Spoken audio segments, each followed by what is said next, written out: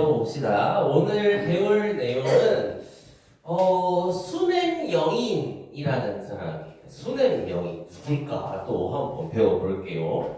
오늘은 이거 한번 그냥 선생님 읽어볼게요. 하나님께 사랑을 받은 만큼 주변에 사랑을 베풀 수 있대요. 나는 사랑을 얼마나 받았나요? 선생님이 보기에 우리 유초등부 어린이들은 아주 사랑을 많이 받고 자라는 어린이들이에요. 한 명도 빠짐없이. 받은 사랑을 잘 베풀고 있나요? 할 말이 없죠. 같이 베푸는 사랑 됩시다. 오늘 목표! 하나님께 사랑을 많이 받고 주변의 사랑을 많이 베푸는 어린이가 돼요. 선생님이 사실 좀 궁금한 게 있어요. 뭐냐면은 우리 현서랑 우리 어린이들이 학교에서 과연 어떻게 지내고 있나 궁금해요. 막상 그 학교 가면 현서요? 그 말썽꾸러기 맨날 애들 때리고 다니고 막 펼치고 다니고 막 그래요. 그래요? 이럴까? 우리 주원이요? 주원이 잘생겨가지고 맨날 여자친구 마음을 울리고 다녀요. 그럴 수도 있죠, 그죠? 선생님은 그 학교에서 우리 어린이들이 사랑을 많이 베풀고 다니는 모범적인 아이들인지 아니면 맨날 말썽 피우는 못된 아이들인지 선생님도 궁금해요. 이번에 선생님들이 부모님들 찾아가서 물어볼 거예요. 우리 민서는 학교에서 어떤 애예요? 우리 준영이는 학교에서 어떤 애예요? 강민이는 어떤 애예요? 물어볼 거예요. 그랬는데 사랑을 많이 베푸는 어린이였다. 사랑을 많이 베푸는 어린이가 아니었다. 이걸 알아볼 겁니다. 낱낱이 파악할 거예요. 긴장해요, 알겠죠? 아니요. 자, 선생님이랑 오늘 배울 거는 두 가지 정도를 배울 건데 첫 번째는 섬김이라는 거고 두 번째는 전도라는 거예요. 전도는 좀 들어봤죠? 전도는 이제 예수님께서 하신 복음을 다른 사람들한테 전달해 주는 걸 전도라고 하고 이 섬김이라는 말을 우리 교회에서는 잘 쓰는 표현은 아닌데 이 섬김이라는 게 뭐냐면은 나를 낮추고 남을 높이는 행위라고 해요. 나를 낮춘다는 것은 겸손한 마음으로 남을 높이는 행위, 희생을 한다는 의미거든요. 말이 좀 어렵죠. 우리 어린이들은 누군가를 섬겨본 경험이 있나요? 잘 없을 거예요. 선생님도 이 섬김이라는 걸 처음 시도했었을 때가 언제냐면은 군대 가서 이렇게 선생님의 군대 상관들이 있을 거 아니에요? 그 상관들을 이렇게 섬겨봤어요. 죽을 맛이었어요. 아주 화가 나요. 근데 그거랑 섞이면 좀 다르긴 하지만은 어쨌든 내가 그 사람보다 계급이 낮으니까 남을 높이면서 내가 희생을 하죠. 이런 거를 섬김이라고 해요. 자, 저번 시간에는 등장인물이 이렇게 세 명이 있었죠. 엘리야, 엘리사, 사르밧 과부 이렇게 있었습니다. 근데 이제 엘리야는 또 등장할까요? 안 할까요? 엘리야가 저번 시간에 현서는 저번 시간에 안 나왔어요. 나왔잖아. 엘리야는 어디로 갔죠? 맞아요. 불말과 불병거를 타고 하늘 날아갔고 사르밧 과부는 이제 더 이상 성경에 나오지 않아요. 이제부터는 엘리사가 주인공이 되어서 한 사람을 만나는데 그 사람이 바로 수냄 여인이라는 거예요. 자, 수냄이 뭘까요? 사르밧 과부와 비슷해요. 힌트. 수냄이 정답이에요. 정답. 자, 정답이에요. 저번에 선생님이 현서한테 상품 준다고 해놓고 안 줬죠. 기억해요. 줄게요 하나. 자, 그리고 선생님이 저번 주에 집에 가가지고 공과를 다시 돌려봤거든요. 근데 옆에 있는 이매원 선생님이랑 같이 봤어요. 근데 준영이가 저번 주에 대답을 엄청 잘했어요. 갈매산이라고. 근데 옆에서 보던 이매원 선생님이 왜 준영이는 상품 안 주냐고 나한테 막 뭐라고 하는 거예요. 맞췄는데. 그래서 지금 줄게요. 자, 수냄이라는 곳은 사는 지역이에요. 뭐 대전, 뭐 비례동, 가양동 뭐 이런 느낌의 그런 거였어. 거기에 살고 있는 여인이다. 그래서 우리 찬이는 송촌동 초등학생 이런 거죠. 아무튼 그 다음에 이 엘리사한테는 비서 같은 사람이 있었어요. 비서 게하시라는 사람이었는데 이 세 사람이 오늘의 등장인물이에요. 자, 일단 오늘 배울 내용 먼저 영상으로 보고 시작할게요. CBS 성경 동화 엘리사가 보여준 기적들. 여러분, 오늘도 엘리사 선지자가 보여준 놀라운 일들에 대해 들려줄게요. 엘리사는 종종 수넴이라는 작은 도시를 찾곤 했어요. 그곳에는 아주 부유한 부부가 살고 있었는데 부부는 엘리사가 수넴 땅을 찾을 때마다 음식과 잠자리를 내어주며 친절하게 맞아주었죠. 하루는 아내가 남편에게 이런 말을 꺼냈어요. 여보, 엘리사 선지자께서 이쪽에 자주 오시는데 아예 그분을 위해 따로 방을 만들면 어떨까요? 침대도 놓고 책상이랑 의자도 놓고 또 등잔도 갖다 두고요. 그럼 선지자님께서 편하게 지내다 가실 수 있잖아요. 남편도 아내의 생각에 흔쾌히 동의했어요. 얼마 후 다시 부부의 집을 방문하게 된 엘리사는 깜짝 놀랐어요. 자신을 위해 아늑하게 꾸며진 방을 보고 감동을 받아서 친절한 부부에게 무언가 보답을 하고 싶어졌죠. 선지자님, 저를 부르셨나요? 아, 예. 저기 이 집을 위해 제가 뭔가를 꼭 해드리고 싶은데 부인께서 혹시 원하시는 게 있으시면 말씀해 보십시오. 아닙니다, 선지자님. 저희 가족은 이미 충분히 행복한걸요. 아무것도 필요하지 않습니다. 여인이 한사코 거절하자 엘리사가 게하시라는 자신의 하인을 따로 불렀어요. 이 부부를 위해서 내가 해줄 수 있는 게 없겠느냐? 아니 저리도 거절을 하니 원. 선지자님, 이 부부에게는 아이가 없지 않습니까? 남편도 이제 나이가 많아서 아이를 가지기가 어려울 텐데 부부가 가장 바라는 거야 뭐 뻔하지 않겠습니까? 옳거니. 그 말을 들은 엘리사의 표정이 밝아졌어요. 엘리사는 곧바로 여인을 불렀고 부부가 아들을 가지게 될 거라 말해주었죠. 그리고 1년쯤 지나자 부부에게 정말로 아이가 태어났어요. 그렇게 아이는 건강하게 무럭무럭 자랐고 이제 3명이 된 가족은 더없이 행복한 나날을 보냈죠. 그러던 어느 날 수냄 지역의 남자들이 추수기에 밭에서 열심히 일하고 있는데 아이가 아버지를 보러 찾아왔어요. 아이는 들판을 뛰어다니며 신나게 놀고 있었죠. 그런데 갑자기 아이고 머리야. 머리가 너무 아파요. 머리가 깨질 것까지 아파요, 아버지. 아버지는 깜짝 놀라서 하인을 시켜 아이를 급히 집으로 보냈어요. 집에 있던 어머니가 아이를 무릎에 누이고 정성껏 보살펴 주었지만 야속하게도 아이는 몇 시간도 되지 않아 눈을 감고 말았어요. 아들을 잃은 어머니는 마음이 찢어질 듯 아팠죠.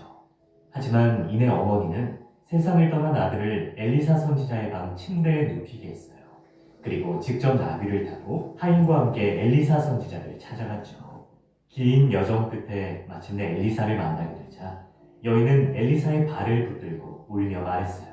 선지자님, 제가 언제 아들을 달라고 한 적이 있나요? 왜 저에게 이런 시련을 주시나요? 그때 엘리사는 여인의 아들에게 매우 안 좋은 일이 생겼다는 걸 알 수 있었어요. 그래서 하인 게하시에게 이렇게 명령했죠. 너는 내 지팡이를 들고 서둘러 여인의 집으로 가거라. 앞만 보고 최대한 빨리 수냄으로 가서 내 지팡이를 죽은 아이의 얼굴 위에 놓아두거라. 그렇게 게하시가 부랴부랴 길을 떠났지만 여인은 여전히 불안해하고 있었어요. 그래서 결국 엘리사도 여인과 함께 수냄으로 향했죠. 엘리사가 여인의 집에 도착했을 때 먼저 와있던 게하시가 헐레벌떡 마중을 나와서 말했어요. 선지자님, 선지자님, 말씀하신 대로 지팡이를 아이의 얼굴 위에 올려놨지만 깨어나지 않았습니다. 어떻게 하면 좋습니까? 그러자 엘리사는 아이가 누워있는 방으로 홀로 들어갔어요. 아이는 평온한 모습으로 누워있었고 엘리사는 조용히 하나님께 기도를 드렸죠. 기도를 마치자 엘리사는 자기의 얼굴을 아이의 얼굴 위에 대고 자기의 손을 아이의 손 위에 올려놓았어요. 그렇게 얼마쯤 지났을까? 죽은 아이의 몸에 점점 온기가 돌기 시작했어요. 서늘했던 아이의 몸이 점점 따뜻해지더니 아이가 연달아 재채기를 하기 시작했죠. 그렇게 아이는 정말 기적처럼 어머니의 품에 다시 돌아올 수 있었어요. 어머니는 기쁨의 눈물을 흘렸답니다. 엘리사는 이 밖에도 놀라운 일들을 많이 보여주었어요. 성경 찾겠습니다. 열왕기하 4장. 왕데스의 왕이에요. 열왕기하 4장.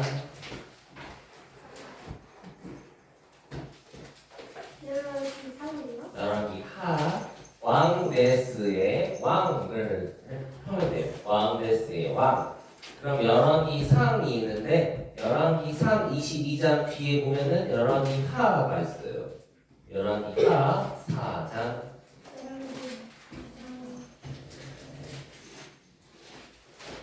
열왕기하 4장 9절. 이에요. 9절. 열왕기하 4장 9절. 펴놓고 앞에 보면 됩니다. 자, 우리 어린이들이 편 성경책은 좀 번역이 어려운 성경이고 이 앞에 있는 성경은 읽기가 쉬운 성경이에요. 그래서 앞에 거 보는 게 좋을 것 같아요. 선생님이 이제 그 스토리를 다 봤죠? 이제 선생님이 말로 한 번 더 이야기를 하면서 교훈 받을 거 한번 교훈 받아볼게요. 엘리사가 수네미압이라는 지역을 지나가게 됐는데 거기에 돈이 엄청 많은 부잣집 여부인이 있었어요. 근데 그 부인은 엘리사가 올 때마다 자기 마을 수넴에 올 때마다 음식을 대접하고 아주 깍듯이 모셨던 거예요. 그래서 그 여인이 이제 보다가 보니까 이야기를 해볼 거 아니에요? 이야기를 하면 할수록 이 사람이 진짜로 하나님의 선지자구나, 하나님의 사람이구나, 이거를 이제 알아채는 거예요. 그래서 결심을 하죠. 옥상에, 우리도 교회에 옥상이 있고 학교에도 옥상이 있죠. 옥상이 허허 벌판이잖아요. 근데 그 허허 벌판에다가 벽을 이렇게 세워가지고 다락방을 하나 만들자. 그리고 거기에 엘리사 선지자의 방을 만들어서 이 지역에 오실 때마다 쉬시도록 하자. 이렇게 결심을 한 거예요. 그래서 이 옥상에다가 벽을 세워가지고 엘리사의 방을 만들어 놓은 거죠. 여기서 수넴 여인은 엘리사한테 어떤 보상을 바라고 했을까요? 아니면 그냥 하나님을 사랑하는 마음으로 했을까요? 첫 번째예요? 두 번째예요? 다시 첫 번째, 수넴 여인은 엘리사한테 잘 해줘가지고 그럼 엘리사한테 나한테 뭐 잘해주겠지? 이런 마음으로 했다. 첫 번째. 두 번째, 그냥 나는 하나님을 사랑하니까 하나님의 사람인 엘리사를 잘 섬겨야겠다. 두 번째. 첫 번째, 두 번째? 두 번째였던 거예요. 수넴 여인은 엘리사 선지자한테 아무것도 바라지 않았어요. 그냥 하나님을 사랑하는 마음으로 엘리사를 대접했다라는 거죠. 여기 보면은 하나님의 사람을 잘 대접했다고 했죠. 그럼 문제, 하나님의 사람은 어떤 사람일까요? 이건 약간 난이도가 중이네. 하나님의 사람은 어떤 사람일까요? 정답을 공개하겠습니다.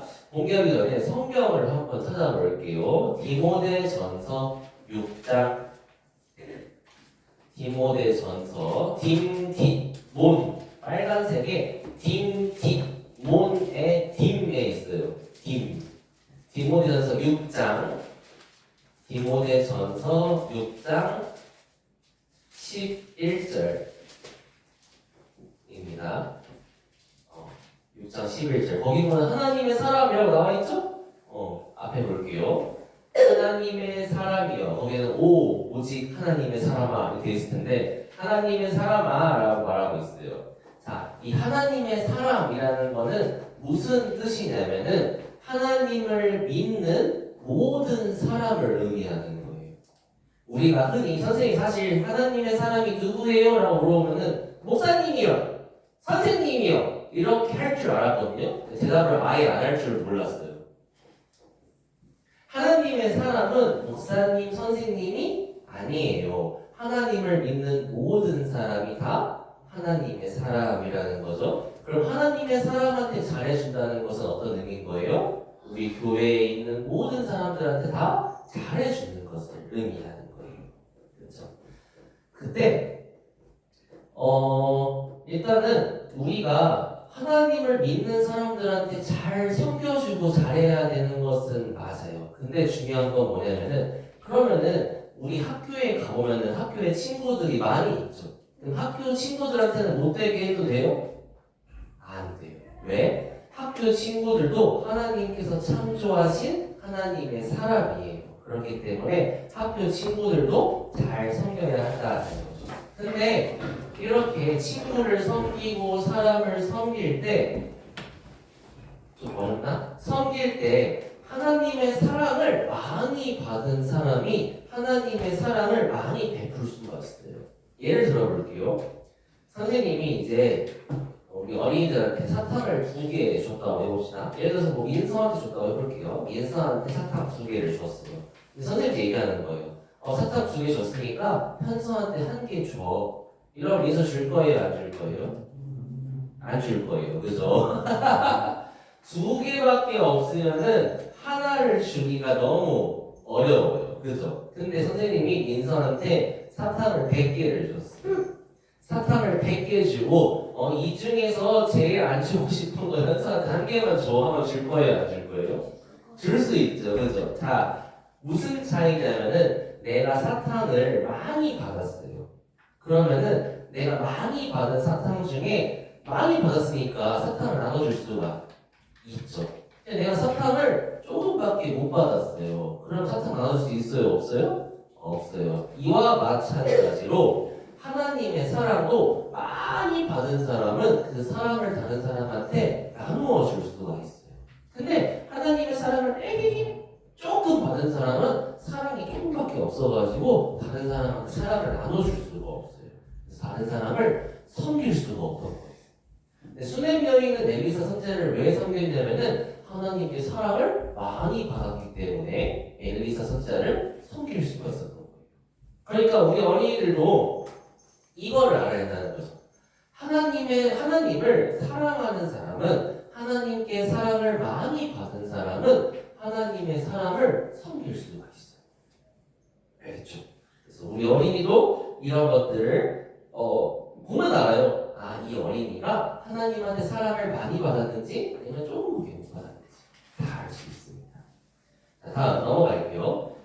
엘리사가 이제 수냄 여인이 만들어준 다락방에 올라가서 쉬고 있는데 문득 생각이 든 거죠. 그래서 자기 비서, 종, 게하시한테 수냄 여인을 불러오라 해가지고 이 수냄 여인이 필요한 게 뭘까? 수냄 여인이요, 당신이 필요한 게 뭐예요? 내가 부인한테 뭘 해드리면 좋겠어? 이렇게 물어보니까 수냄 여인은 보상을 바라고 했어요? 그냥 했어요? 민서 대답해 고마워요. 하나 가져가요. 민서는 크니까 비싼 거 줘야지. 자, 그냥 했죠. 그러니까 수냄 여인이 뭐라고 대답하냐면요, 이렇게 대답해요. 저는 저희 백성과 한데 어울려 잘 지내고 있습니다. 뭔 뚱딴지 같은 소리예요? 필요한 게 뭐예요? 저는 백성들하고 잘 지내요. 뭔 소리죠 이게? 이걸 선생님이 약간 대한민국식으로 표현하면은 내가 뭐를 해주면 좋을까? 나 지금도 괜찮아? 잘 살아? 이런 느낌인 거예요. 즉 내가 지금 필요한 게 없고 나는 지금 모든 것을 만족하고 있으니까 해주실 거 없습니다. 이렇게 대답을 하는 거죠. 그래서 이제 엘리사가 고민을 해요. 뭘 해줘야 되는데, 보답을 해줘야 되는데 고민을 하는데 게하시가 이제 대답을 해준 거죠. 이 부인은 아들이 없어요. 왜냐면 남편이 너무 나이가 많아가지고 애를 이제 낳을 수가 없는 거예요. 그래서 이거다. 이 부인한테 아들을 달라고 내가 하나님한테 부탁해야겠다. 그래서 말을 합니다. 부인, 내년에 임신해가지고 아들을 낳을 거예요. 하니까 이제 수냄여인이 그런 말씀 하지 마십시오. 예언자님, 하나님 사람께서 저 같은 사람한테 농담을 하세요? 그래서 호호호가 웃은 거예요. 이때 느낌은 정말 그렇게 됐으면 좋겠는데 그게 너무 불가능하니까 그냥 농담하지 마세요 한 거죠. 근데 내심 속으로 어땠을까? 엄청 기대를 했어요. 진짜? 나한테 아들이 생긴다고? 하면서 그 여인은 임신했고 다음 내년에 진짜 아들을 낳고 그래서 짠 이렇게 아들이 생겼어요. 근데 선생님이 이 아들을 이제 무럭무럭 잘 자라서 잘 키웠는데 어느 날 추수밭에 가서 뛰어놀던 도중에 아이고 머리야 하면서 픽 하고 쓰러진 거예요. 성경 학자들은 예상하기로는 열사병이다라고 추정하더라고요. 더운 날에 밖에 엄청 더운 날에 뛰어놀면은 머리가 엄청 어지러운 경험 해본 적 있어요? 그 정도 뛰어놓은 적 없나? 선생님은 한 번 있거든요. 근데 그때는 진짜 몸을 가눌 수가 없어요. 너무 머리가 아파서. 그 상태로 열을 안 떨어뜨리면은 죽는 거예요. 근데 열심히 이제 엄마가 수냄 여인이 이 아들을 열심히 병간호를 했지만 결국에 꾀꼬닥하고 죽고 말았어요.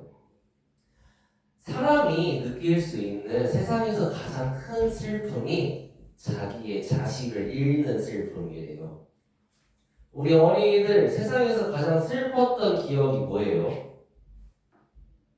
혹시 발표해 줄 사람이 있어요? 나는 이런 슬픔을 겪어봤어요. 난 세상에서 너무 슬펐던 일이 이거예요. 있어요 혹시? 지원이 세상 살면서 우리 10년 동안 열심히 살았잖아요. 그죠? 세상 살면서 가장 슬펐던 일이 뭐예요? 없어요? 한 번도 슬픈 적이 없어요? 도현이가 지원이 장난감 터뜨린 적 없어요? 있어요? 안 슬펐어요? 때려줬어요 그래서? 그래요. 세상 슬픈 일이 있다면은 세상에서 가장 슬픈 일이 있다면은 자기 자식이 죽는 슬픔이래요. 선생님 이 고통을 어린이들한테 설명할 자신은 없어가지고 이렇게 넘어갈게요. 근데 수냄 여인은 이때 막 엉엉 울면서 절망한 게 아니고 안 되겠다. 하나님께 나아가야겠다라고 포기하지 않고 결심을 해요. 그래서 이 수냄 여인은 자기 남편한테 아들이 죽었다는 얘기도 하지 않고 이제 나귀를 타고 자기가 살고 있는 수냄 지역에서 엘리사가 살고 있는 갈멜산으로 가요. 여기서 여기까지 한 30km 정도 된대요. 30km는 어느 정도 되면은 버스 타고 1시간 거리 정도 될 거예요. 버스 타고 1시간 거리. 근데 나귀를 타고 갔으니까 몇 시간 걸렸겠죠. 그래서 이렇게 찾아갔어요. 찾아가서 이제 바닥에 넙죽 엎드려서 엘리사 앞에 넙죽 엎드려서 막 우는 거예요. 울기만 하는 거예요. 말은 안 하고. 막 우니까 게하시가 이 여자가 미쳤나? 이러면서 막 엘리사한테 막 떨어뜨리려고 했어요. 근데 엘리사가 아니다. 가만 두어라. 이 여자에게 내가 알지 못하는 슬픈 일이 있는 것 같다. 울게 내버려둬라. 하면서 이렇게 울게 해요. 그렇게 한참 울다가 이제 수냄 여인이 한마디를 합니다. 엘리사 선지자님, 제가 아들 달라고 한 적이 있습니까? 근데 괜히 아들을 저한테 주셔가지고 왜 저한테 이런 큰 고통과 슬픔을 주십니까? 그래서 막 엉엉엉엉 우는 거예요. 자, 여기서 또 문제 있습니다. 문제. 수냄 여인은 엘리사 선지자를 왜 찾아갔을까? 객관식이에요. 3개 있어요. 1번, 엘리사한테 하소연하러. 2번, 엘리사한테 복수하러. 3번, 엘리사한테 우리 아들 살려달라고 하려고. 자, 1번, 2번, 3번 중에 어떤 걸까요? 정답입니다. 3번. 다 줘야 되나? 일단 다 줄게요. 자, 왜 갔냐면은 수냄 여인은 기대했던 거예요. 엘리사 선지자가 우리 아들을 살려줄 거라고. 그래서 막 엉엉 우니까 이제 엘리사 선지자가 게하시한테 이거 내 지팡이인데 이 지팡이 가지고 그 아들한테 딱 갖다 대면은 그 아들이 살아날 거다. 너는 가가지고 얼른 뛰어가서 지나가다가 어떤 사람을 만나도 인사도 하지 말고 그냥 그 지팡이를 이 아이 얼굴 위에 올려놓아라. 이렇게 명령을 해요. 여기서 중학생, 고등학생, 형 누나들은 이걸 되게 궁금해하거든요. 아니 왜 지나가서 사람이 인사를 하면 인사를 받아줘야지 왜 인사를 하지 말라고 하지? 왜 그럴게요? 이거 난이도 엄청 난이도 엄청 최고 난도 문제. 왜 인사하지 말아야 할게요? 지원. 정답. 이거 어떻게 맞췄어? 이거 중학생, 고등학생, 형들한테도 못 맞추는 건데? 야, 선생님 못 맞추면 생각했는데 맞췄네? 정답이. 자, 못 맞출 줄 알았는데? 자, 왜 인사를 하지 말라고 했냐면은, 우리 구급차가 불 끄러갈 때, 지나가는 시민이 안녕하세요! 하면은, 구급차 아저씨들이 안녕하세요! 인사해 준 거예요? 아니죠. 불 났으면 급하죠. 그럼 어떻게 해요? 빨리 달려가죠. 그것처럼, 이 아이도 죽었으니까 그 아이를 살리기 위해 구급차처럼 빨리 가야 되니까, 인사도 하지 말고 빨리 가라. 이렇게 하는 거예요. 인사하지 말라 소리가 아니고. 그래서. 정말 지금 똑똑하고 훌륭해요. 자, 그래서 빨리 달려가가지고 이제 살리려고 하는데, 근데 그래도 이 엄마는 포기하잖아요. 엘리사님 당신도 같이 가야죠. 왜 종만 보내요? 그러니까 엉엉엉 우는 거예요. 그래서 보면은 뭘 알 수 있냐? 수냄 여인은 슬프고 힘들고 제일 고통스러운 상황에서 어떻게 했어요? 하나님 포기하지 않고 하나님께 나아갔어요. 그래서 우리 어린이들도 힘들고 어려운 일이 있으면은 하나님께 꼭 나아가야 됩니다. 자, 두 번째 모습인데 일찍 끝낼게요. 두 번째 모습인데 엘리사 선지자가 아이를 살리잖아요. 그 모습이 우리가 전도할 때 어떻게 전도를 해야 하는지 그 모습을 보여주거든요. 한번 볼게요. 자, 게하시가 얼른 뛰어가서 죽은 아이한테 막대기를 딱 갖다 댔는데 애가 안 살아나는데 살아나질 않는데 하면서 당황해하는 거예요. 안 살아나요? 얘가. 그래서 일어나지 않습니다. 이렇게 된 거죠. 또 중고등부 형누나들 이걸 궁금해해요. 이렇게 하면 막대기를 애한테 갖다 대면은 살아난다고 했는데 왜 애가 안 살아났어요? 이렇게 물어보거든요. 정답은 중고등학교 가서 배웁시다. 자, 여기 보면 이제 엘리사 선지자가 직접 나왔어요. 그래서 하나님한테 기도를 이렇게 하고 이렇게 아이를 이렇게 폭 껴안는 모습을 볼 수가 있어요. 근데 선생님이 이 장면을 보고 좀 처음에 성경을 이렇게 읽을 때 이 성경 볼 때 좀 징그러웠어요. 왜 그러냐면은 성경의 표현이 이렇게 돼 있거든요. 엘리사가 침대 위에 올라가서 그 아이의 위에 몸을 이렇게 포개고 뽀뽀해요. 자기 입을 아이 입 위에 두고 자기 눈을 그 아이의 눈 위에 두고 자기의 손을 그 아이의 손 위로 놓고 그 아이 위에 엎드린 거예요. 그러니까 뽀뽀하는 게 너무 징그러운 거예요. 이 대머리 아저씨가 아이 엎드려가지고 뽀뽀하고 여기까지 이렇게 살리는 게 이게 뭐야 너무 징그럽다. 선생님 처음 소개 읽을 때 그랬어요. 근데 선생님이 이게 얼마나 중요한 내용인지를 그때는 몰랐어요. 그래서 그렇게 막 뽀뽀하고 이렇게 아이 위에 이렇게 납죽 이불처럼 이렇게 엎드린 거죠. 그러니까 원래 사람이 죽으면은 몸에 체온이 떨어지죠. 심장이 안 움직이니까. 근데 그 아이가 점점 따뜻해지는 거예요.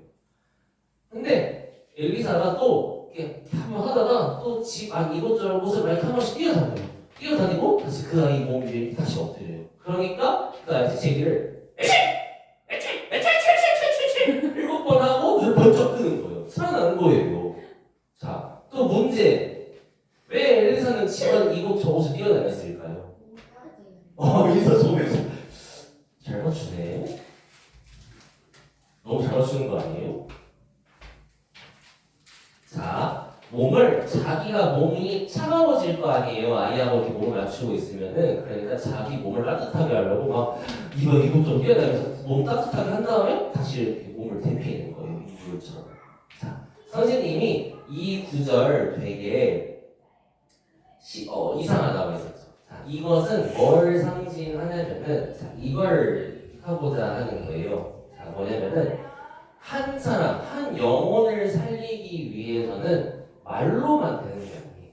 즉, 게하시 선지자 가가지고 막대기만 이렇게 툭 던져놨죠. 그렇게 해서는 전도가 되지 않아요. 말만 이렇게 해가지고는 그 영혼이, 죽은 영혼이 천국에 가지 않아요. 그 한 영혼을 살리려면은 나의 몸, 나의 마음, 나의 열정 이런 거를 그 사람한테 다 맞춰줘야지 그 아이가 살아나는 것처럼 영혼이 살아난다는 거예요. 어렵죠? 참 어렵죠? 너무 선생님이 어렵게 준비했다. 그래서 찬송 중에 이런 찬송도 있어요. 주의 손 날 위해 지키셨고, 알아요? 주의 발 날 위해 박히셨으니 이제는 내가 사는 것이 아니요 오직 주를 위해 사는 것이라. 주의 손에 나의 손을 보게고 또 주의 발에 나의 발을 보게요. 나 주와 함께 죽고 또 주와 함께 살리라. 이런 찬송이 있어요. 거기에 이제 이런 내용이 나올 거예요. 자, 내가 그 예수님과 몸과 마음이 하나가 되고, 그리고 내가 전도하고 싶은 친구한테 나의 말만 하는 게 아니고, 우리 어린이 청국잔치 가자, 대집회 가자, 이렇게 말만 하는 게 아니고, 정말 그 사람이 원하는 게 뭘까? 그 사람의 마음이 어떨까? 그 사람이 필요한 게 뭘까를 항상 생각하고 다가가야지 그 사람이 살아날 수 있다라는 거예요. 살아났어요? 쉬워. 자, 정리할게요. 오늘 우리 세 가지를 배웠어요. 첫 번째, 하나님을 사랑하는 사람은, 하나님을 사랑하는 마음을 많이 받은 사람은 하나님의 사랑을 섬길 수가 있다. 두 번째, 슬프고 힘들 때는 포기하지 않고 하나님께 나아가야 된다. 세 번째, 한 사람을 살리기 위해서는 말만 하지 않고 나의 몸과 마음을 그 사람한테 맞춰야 된다. 세 가지를 배웠습니다. 자, 다음 시간에는 깨끗이 나아만을 안 배울 거예요. 왜? 우리 다음 주에 어디 가게요?